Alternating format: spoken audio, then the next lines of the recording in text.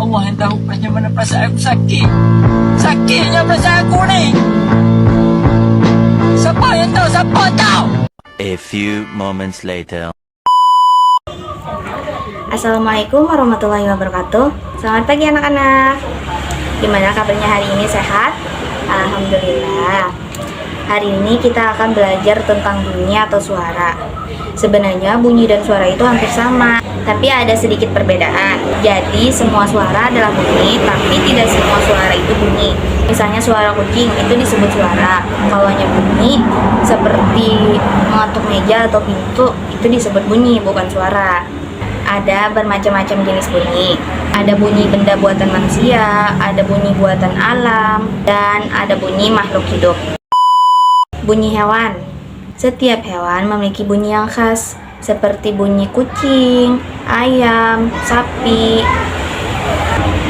dan bunyi benda buatan alam. Benda dan kejadian alam juga menghasilkan bunyi, seperti air dan angin yang membuat bunyi, gemericik air terjun dan air sungai, angin menderu di selat pepohonan. Dan bunyi juga mempunyai panjang pendek. Bunyi yang panjang itu biasanya lama, seperti bunyi kambing, embe, itu bunyi panjang. Dan kalau yang pendek itu putus-putus, seperti bebek, kwek, kwek, kwek, atau bunyi tetesan air, itu pendek. Dan bunyi juga memiliki keras lembut. Ada bunyi alam dan hewan yang terdengar keras, seperti gajah atau gunung meletus, itu keras. Dan ada juga bunyi alam dan hewan yang lembut, seperti nyamuk, lebah. Suara gemercik air sungai, itu bunyi alam dan hewan yang lembut. Tinggi rendah bunyi. Alam dan hewan juga mempunyai bunyi yang tinggi dan ada yang rendah. Yang tinggi itu biasanya melengking.